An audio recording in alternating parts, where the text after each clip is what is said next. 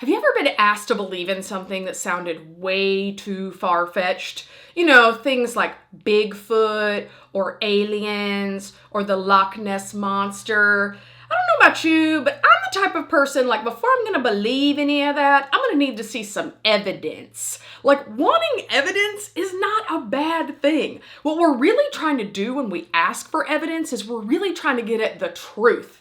We fear that we're going to get caught believing in something that isn't actually true, and none of us want to get caught looking like a fool. So it's reasonable that we would ask for evidence. In fact, in nearly every area of our lives, investigating and fact-checking others' claims is not only reasonable, but it's celebrated. But interestingly enough, when it comes to our faith, asking for evidence and investigating and fact-checking could sometimes be looked down upon or even shamed. Some people talk about faith in God as if faith means some sort of blind trust where we never ask any deeper questions. But I disagree with that. Having faith in God doesn't mean that we can't also have evidence that supports what we believe. So today we're going to continue our conversation about doubts and questions. Last week we talked about how you're not alone in your questions. And this week we're talking more about those questions and how God responds when people ask for evidence before they choose to believe.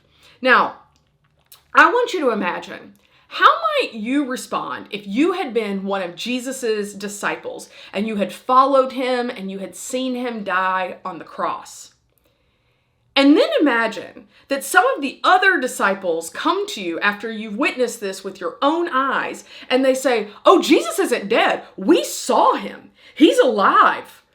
Now, maybe some of you would be like, "Awesome!" But I think more often, many of us would meet that claim that Jesus was alive with some skepticism. Like, we might respond with, "Sure, dude. Yeah, I already look stupid for following around a guy that I thought was the Messiah. Like, I thought he was gonna save us all and, like, change everything. And then I just watched him get killed. So I'm already apparently wrong about all of that. So forgive me if I find it a little bit hard to believe that he's alive again. I'm gonna need to see some evidence." And this is pretty much the story of Thomas. Thomas was one of Jesus's disciples, and this is how he responds to the news that Jesus is alive again. And so I want us to take a closer look at Thomas's exchange with Jesus. This exchange is recorded in our Bibles in John chapter 20, verses 24 through 29. It reads like this. It says, "Now Thomas, also known as Didymus, one of the 12, was not with the disciples when Jesus came.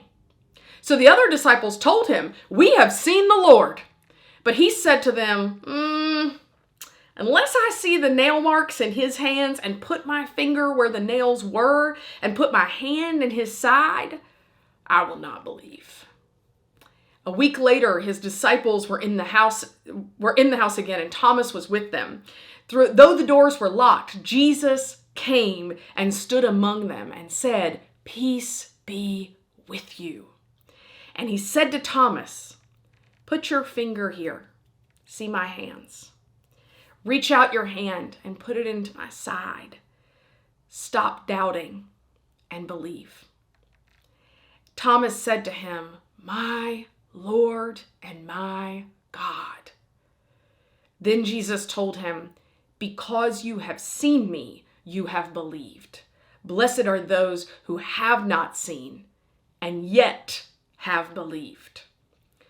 So what happens here is that Jesus shows up to all of the disciples except for Thomas. He was somewhere else. So when the other disciples tell Thomas that Jesus is back from the dead, he's skeptical. And I'd probably be skeptical too, because usually dead people continue being dead. That's typically the way that goes. So notice what Thomas says. He says he'll only believe if he sees Jesus with his own eyes. But not only that, but if he can also put his finger in the wounds in Jesus's flesh, which is totally disgusting. But if that's the evidence you need, Thomas, okay, we'll roll with it. So I want you to look at what happens when Thomas has this exchange with Jesus, when he's expressing his doubt. Does Jesus get angry at Thomas for not having more faith? No. Did Jesus punish Thomas for not believing this news immediately? No. Did Jesus shame Thomas for his questions and doubts, saying, you shouldn't ask that, you should have known? No. Did Jesus do what Thomas asked? Yes. He showed his scars and let Thomas touch them. And I'm sure Thomas wasn't the only disciple who ever needed evidence to believe in Jesus' resurrection, but he is the only disciple that we know asked for it so directly. The book of John, where we read this story of Thomas, was written about 50 years after Jesus ascended into heaven.